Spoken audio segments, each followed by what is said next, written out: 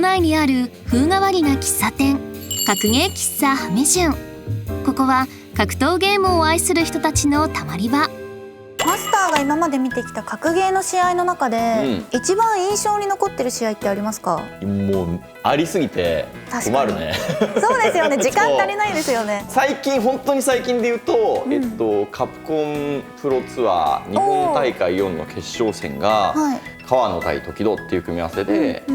去年の末に時戸がその川野を獣道で倒した。もうすごい早いタイミングでリベンジマッチだって言ってどうなるんだろうってなったら、今度は川野がしっかり時戸を倒したってところで、やっぱそのストーリーも含めて最近は一番印象に残ってますね。いいですね。いらっしゃい。いらっしゃいませ。格ゲー喫茶ハメジュンへようこそ。よろしくお願いします。今週はスピーディーかつ派手なビジュアルで人気のギルティギアシリーズ最新作ギルティギアストライブを特集。1人目のお客様は初めてのご来店となるダル選手。エボ2021オンラインアジアで準優勝するなど国内外の大会で活躍。犬使いとして有名な韓国出身のトッププレイヤーです。もう一人のお客様も初めてのご来店となる TY 選手。反応速度の速さと素早い動きで相手を翻弄。ギルティギアデュエルオンラインシャープ2で優勝するなど近年活躍を見せる強豪プレイヤーです。はい、ということで今夜のお客様は、共に初登場ですね、ダル選手と TY 選手、よろしくお願いします。お願いします。まず最初になんですけど、お二人ってもともと面識はあったんでしょうか？TY 選手とは、イグザードシリーズ、ギルティギアのイグザードシリーズですね、その時から特にゲーセンでかなり対戦をしていて、高田の帝ゲーセンですね、そこで2人で対戦してて、その時からかなり反応と動きが速い、そういうゲームスタイルしてて結構印象高かったんですよ。それで、コロナ禍になってからは、オンライン大会でかなり2人で結構毎回当たってしまってて、オンライン協会でのもうライバルみたいな状態になってしまっています。ありがとうございます。ダル選手となんでしょう、初めて出会ったっていうのはやっぱり高田馬場帝になるんですかね？そうですね、ゲーセンで会ったのが初めてで、そこでちょっと一言二言だけ会話を交わしたぐらいなんですよ、リアルでの絡みっていうのは。ダル選手ってやっぱりすごいギルティギアシリーズ長くてすごいずっと有名な選手だと思うんですけど、その最初から知っていたとかそういうことってありましたか？そうですね、ダルさん使ってるキャラがイノなんですけど、それで強い人がいるっていうのは聞いてましたね。最初に出会いのことって覚えてます？ボコボコにされましたゲームセンターで。なるほど。10連敗ぐらいして、これもうどうしようもないなって絶望してる時にすごいいい笑顔で「ありがとうございました」って話しかけられて「あ、はい」みたいな。じゃあダル選手から話しかけたんですね。そうですね、帝で夜20時21時ぐらいだったから、あんまり人いない時で、なんか対戦台あまりいっぱい空いてたから2人でなんか勝ちる雰囲気になってしまってて、そこで2人でやってたんですけど、反応早いって言いながら、結果ボコボコしたんですけど10連勝10連勝して、でもここ最近見たスレイヤー使いの中では一番印象に残ってて、ぜひ挨拶したいなと思って、対戦ありがとうございましたと。なるほど、タイヤリが出ましたね。タイヤリが世界広いわって感じでもダル選手はもともと韓国、そして TY 選手は日本で活躍されているプレイヤーなんですけども、お二人の格闘ゲームとの出会いっていうところも聞いていきたいです。格闘ゲーム本格的に始まった意味ではないんですけど、その子供、小学生のところから結構アーケードセンター、ゲームセンター結構行ってて、私の小学生の時にはKOF シリーズが有名で出たりで、高校生になった時にはその鉄拳3のタッグ、鉄拳タッグ、韓国でかなり流行ってて。そうですよね、自分もともと鉄拳プレイヤーなんで、やっぱ韓国って言ったらやっぱ鉄拳誰でもやってるよみたいな、そういう話を聞いてたんで、それで友達とお家帰りに遊んでたりしてて、それが格ゲー触り始めたところですかね。じゃあ TY 選手はいつから格闘ゲームを始められたんでしょうか？僕は中学生の頃から。中学生。本格的に始めたのが中学生の頃から。もうそこからなんですね。そうですね、初代のストリートファイター4。スト4からなんだ。スト4からもうガチでやってる感じなんで、最初見た時もグラフィックがすごいなって、一回コイン入れてもうそこから虜に。どんなキャラ使ったんですか？バイソンっていうキャラ。バイソンだ、ボクサー。ボクサー。なんでそれに知ったんですかね？見た目がかなり見た目が好きなんですよ、悪役っぽいので。悪役の方がいいんだ。悪そうな方がいいかな、いいかなというか惹かれるんですよ。なるほど。昔からこうやっぱりあとアンパンマンよりバイキンマンを応援するような子供だった珍しいですね。格言キャラ選ぶときは結構見た目から入ったり。ちょっと悪いやつの方がいいんですね。そうです、できれば。はい。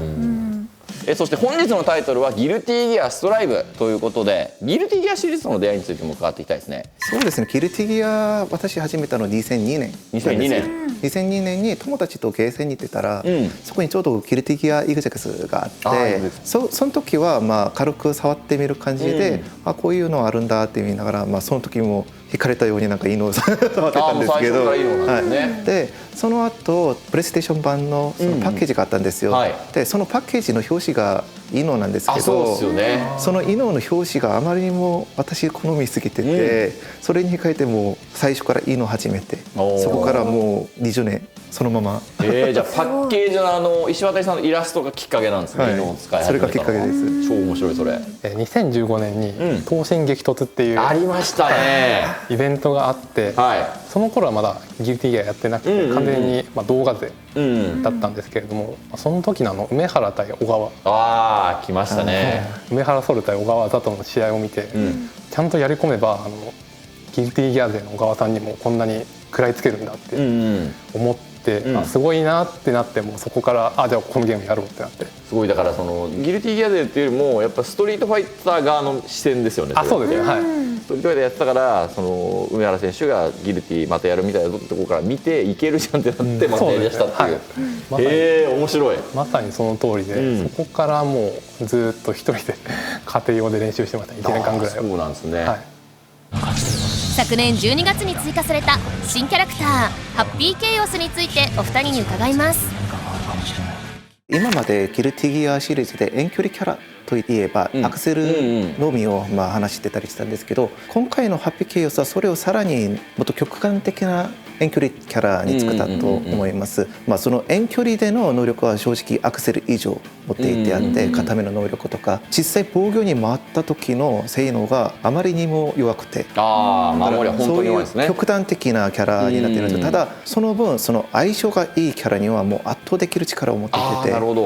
代わりにその相性が悪いキャラにはもう手も出せ足も出せず触られたらもう終わりだという、触ってみた感じはとりあえずむちゃくちゃ難しいんですよね。言われてますよね、すごい難易度の高いキャラって。なんか対策探そうとしてて、そのキャラを選んでトライモーでなんか録画しようとしても技が足せないので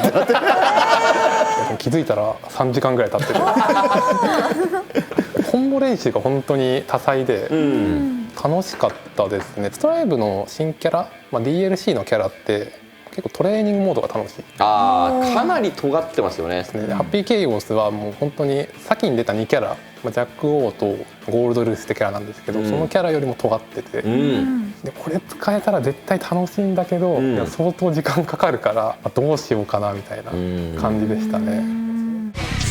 さらに先月新たに追加されたバイケンの印象についてもお二人に伺いました。わかるぜ、できれば俺に関わり。そうですね、昨日トレーラーちょうど出てみたんですけど、今までのバイケンとはもう完全に違う、技少し似てるものだけ持ってきて完全に新しいキャラとして構成しているなと思いました。結構新キャラということでまた難しいキャラがなのかなと思ったんですけど、結構簡単なのかなっていう印象がありますね、操作方法が。必殺技紹介のトレーラーとかも見てきたんですけど、これ絶対強いなって思いましたね。見てから勝つのが困難そうな中段技、あと当て身技、あとは飛び道具、畳は飛び道具なんですかね、それを持ってて、これはちょっと危なそうだなって印象がありましたね。まずザール選手は昨年8月にはエボ2021オンラインアジア部門準優勝、そして10月には公式大会ギルティギアデュエルオンラインシャープ1優勝、そして11月にはレッドブル組手ラスベガスで5位タイという非常にたくさんの大会で活躍されてきましたね。ありがとうございます。どうでしょう、その昨年の活躍についてですが。実際去年最初1月から5月ぐらいまではちょっとコロナであまり大会もないしレベツ落ち着いていたんで、正直日本で暮らしていてそろそろ変えるタイミングかなというレベルまで考えてたんですけど、ストライブ出てから、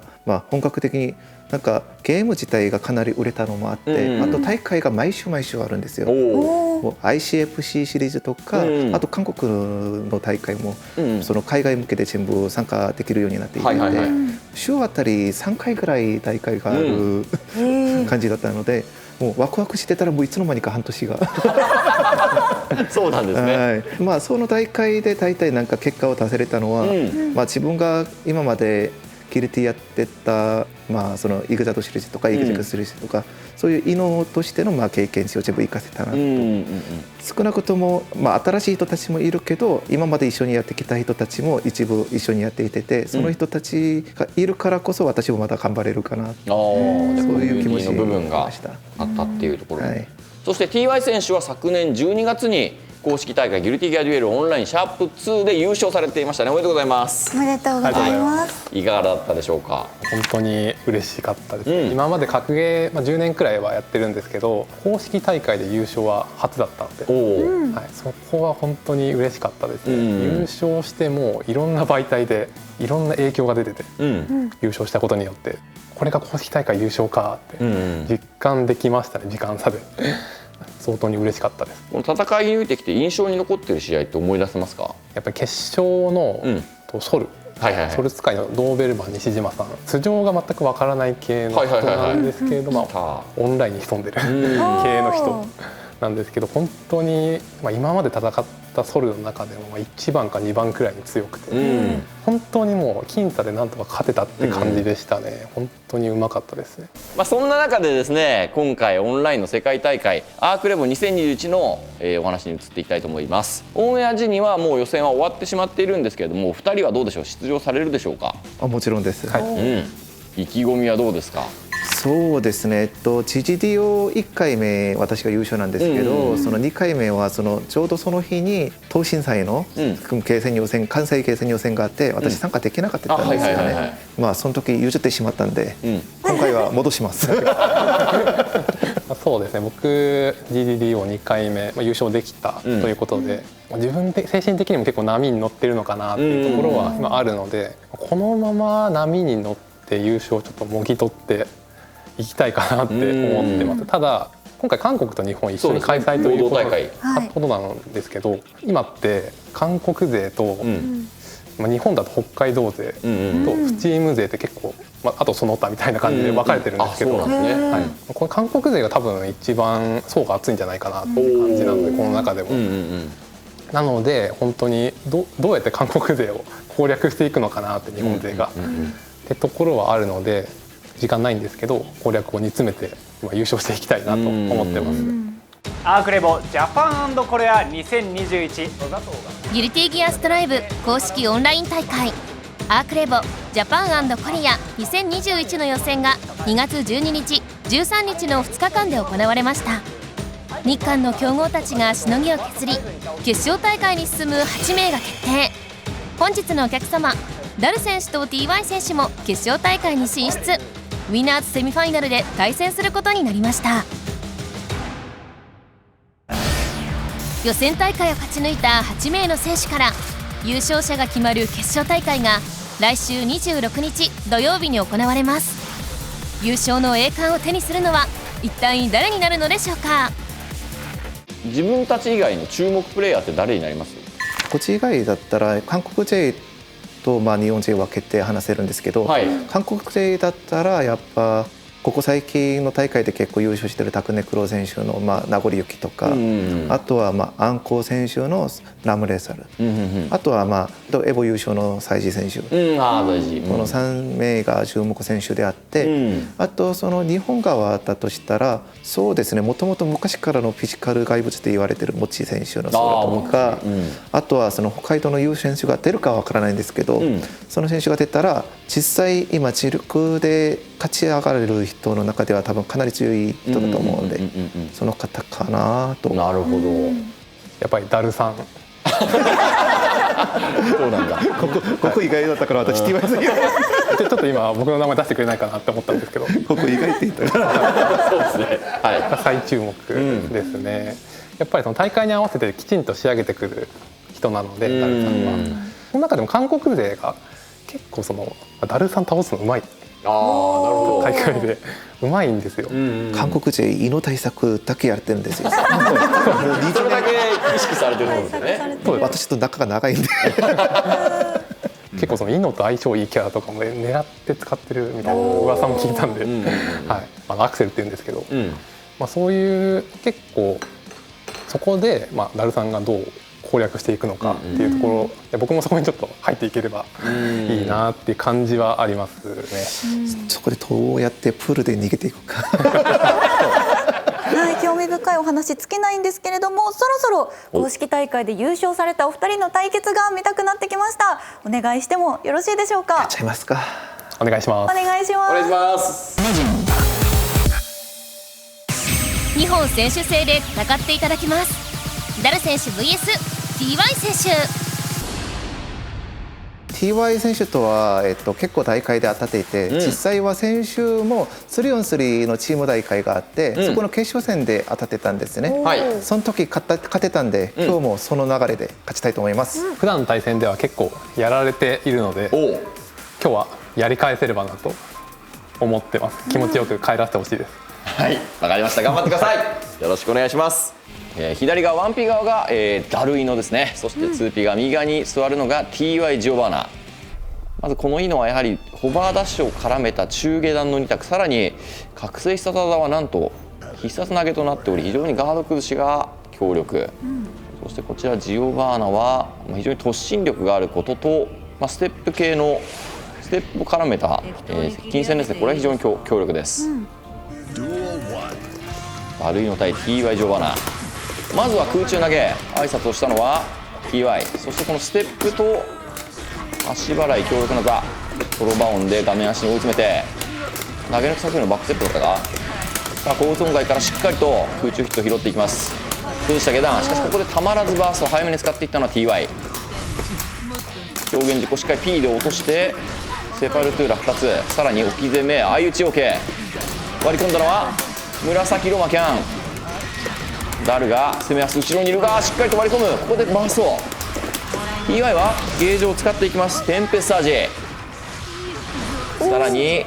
当然ここはもう倒しきってきました。もしガードされても足りなかったとしても、テンションゲージ 50% ありましたからロマンキャンセルでという動き。まず1試合目1ラウンド目を取ったのは TY ですが、すぐさま左の画面下に追い詰めたのはダルイノ。さあコンボがつながって高損壊中段足元下段、ここでしっかりと限界フォルテッシモ置き攻めができる状態を作ってウォールブレイク、着地下段はバックステップ。ここから TY ならいけるか。5エンチめくって投げは外す。ここはダルイのいいペースだ。紫ロマキャンバーストは読めなかったが体力リードは TY。 あとここで TY が画面足に追い詰めて返していきます。さあ掴んで追いついてきたぞ。テンションゲージも 100%、 かなり危険な状況。セパルしっかりとベンターにあれ倒しきりました。このね火力ですよ、めっちゃ減りますね。気づいたらダルイのペースかと思いきや、いつの間にか。やはりこのバーストですね。バースト、サイクバーストをどのタイミングで使っていくかというのが非常に重要です。さあこれでまずは TY が先行。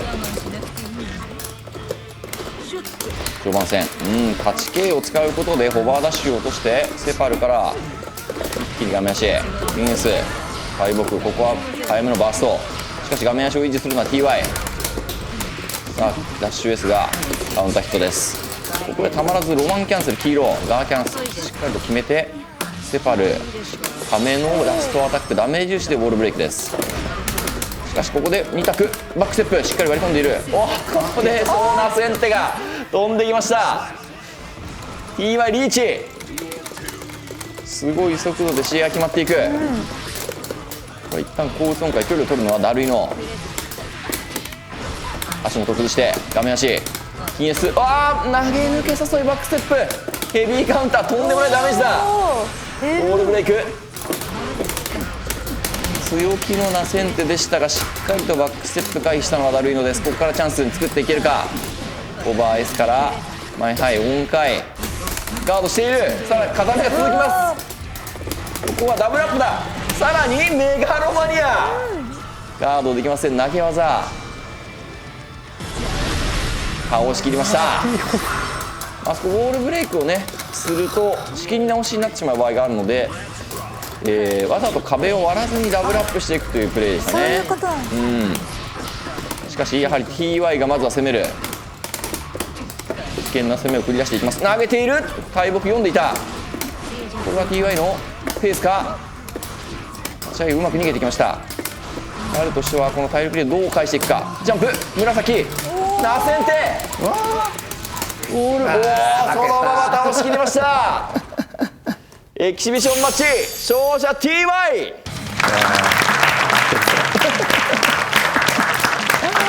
それでは、今の戦いの感想を聞いていきましょう。まずは見事勝利を出した TY 選手、いかがだったでしょうか。先日の大会で負けていたので、負けた方が有利だったので、はい、もう負けた時の内容を振り返れてたのが良かったかなと思いました。ありがとうございます。そして惜しくも敗れてしまった、ダール選手、いかがだったでしょうか。直側の連携とかちょっと準備してきたんですけど、そこでセパルじゃなくて別の技が飛んできてちょっと当惑してしまったのかなって。ただ私もメガロ見せたんでいいです。はい、ありがとうございました。TY 選手のジオバーナが圧倒したこの対戦、勝負の分かれ目となったポイントを解説していただきました。結構イノに対してジオバーナのセパルトゥラという狼を足で振り回す技があるんですけど、それが結構有効なんですけれども、今日はそれを結構封印して、特定の技を封印してやることで、いい感じに勝てたのかなと。なるほど、そこで無駄な技を削っていったっていうことなんでしょうね。はい、ありがとうございます。同じくセパルだと思います。セパル直が投げとかやろうとしてたんだけど、セパルが来なくてそこは読みを外されてしまった。なんかセパルの直がしようとしてて潰された気がしますね。っていうか今日経験してよかったです。アーカレボの準備になりますね。これがまた材料になると。はい、対戦ありがとうございました。ありがとうございました。ありがとうございます。ということで本日も閉店のお時間となりました。お二人のお話を聞いて本当にいろんな国と地域でギルティって愛されているんだなって改めて感じましたし、なんといってもギルティはグラフィックがかっこいいので、対戦をいくら見ても飽きないなと思ってずっと楽しかったです。ありがとうございました。対戦は負けたけどそれ以前にいろんな私の地域の話とか、あと日本と世界のそのギルティの状況とか、あと TY さんの考えとかいろいろ聞けたり話したりできて本当にいい機会になったなと思います。ありがとうございました。はい、ありがとうございました。今日呼ばれてすごい楽しみにしてたんですけど、ここに来るのトークも対戦も勝てて運よく勝てまして、すごい気持ちよかったですし、そうですね、トークで結構自分のことを語るのもすごく、楽しかったので、また機会があればぜひ、呼んでくださると嬉しいです。はい、ありがとうございました。ということで、今夜の格撃室ハメ順、お客様は、ダル選手そして TY 選手でした。またのご来店お待ちしております。ありがとうございました。ありがとうございました。来週はストリートファイターリーグプロ JP2021 を特集。